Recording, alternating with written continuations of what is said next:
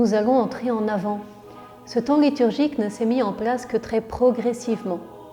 Je vous propose de visiter cette histoire, normalement réservée aux spécialistes de la liturgie, pour en découvrir toute la richesse et donc en profiter au maximum. L'Église, à l'origine, ne connaissait qu'une seule fête, le jour du Seigneur, Pâques, célébré tous les dimanches et aussi annuellement. Ça va prendre des siècles pour que le cycle liturgique se mette en place. Les fêtes de Noël et de l'Épiphanie qui apparaissent au IVe siècle ont été placées là pour contrer les fêtes païennes du solstice d'hiver, célébrées à Rome le 25 décembre et en Égypte le 6 janvier. Les fêtes de Noël et de l'Épiphanie qui célèbrent l'avènement du Christ dans la chair sont toutes les deux appelées Adventus. Ces trois termes, Adventus, Noël et Épiphanie, expriment la même réalité fondamentale, la venue, la manifestation du Seigneur dans le temple de sa chair. Elle célèbre sa présence parmi nous. Le mystère de l'incarnation étant central pour la foi chrétienne, l'importance de ces fêtes ne cesse de croître. Et du coup, on va, au VIe siècle, leur adjoindre un temps de préparation. On s'inspire là des grandes préparations historiques de l'Ancien Testament qui mènent l'humanité au Sauveur, ainsi que de la préparation à la fête de Pâques, le carême, qui était déjà liturgiquement en place.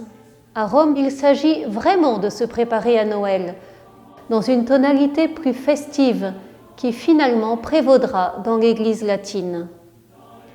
Le terme d'Avent, avec un « e », va alors être appliqué à cette période de préparation, avec un glissement de sens.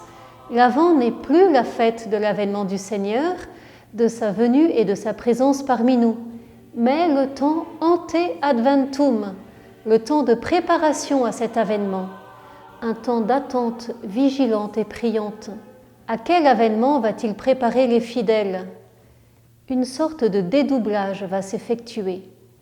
L'Avent prépare à la fois à l'anniversaire de la nativité du Seigneur et il oriente aussi vers le retour glorieux du Christ, son avènement eschatologique, la parousie et le jugement final. En fait, c'est très sage. On ne coupe pas le Christ en petits morceaux, mais en le regardant dans la crèche, c'est toute l'amplitude de son existence qui se déploie aux yeux des fidèles. Voilà pourquoi, à Noël, c'est le Christ roi qui est acclamé. Le Christ est roi dans l'humble avènement de sa naissance, dans sa résurrection, prélude de son avènement glorieux à la fin du monde. Et si les fidèles se pressent autour du bébé de la crèche, c'est aussi pour recevoir de ses mains la participation à sa royauté, puisque la vie de Jésus tout entière est une vie pour nous. Sa vie, sa mort, sa résurrection sont pour nous, pour que nous en vivions, pour que nous y participions. Voilà pourquoi Saint Léon le Grand, pape, pourra écrire au milieu du Ve siècle « Nous entrons déjà dans notre héritage éternel, et celui que les mages vénèrent dans le berceau, nous l'adorons comme le Seigneur Tout-Puissant dans le ciel. » Aujourd'hui encore, la liturgie de l'Avent est colorée de ces deux tonalités, la préparation à la naissance du Sauveur et l'attente de la parousie. Je vous renvoie pour cela aux deux préfaces que le prêtre dira tout au long de l'Avent. Par contre, de l'esprit pénitentiel antique, il ne reste que la couleur violette et l'omission du Gloria à la messe. La liturgie latine insiste plutôt sur une joyeuse et paisible montée vers la lumière. Cela se verra surtout dans les textes qu'elle nous présente au jour le jour.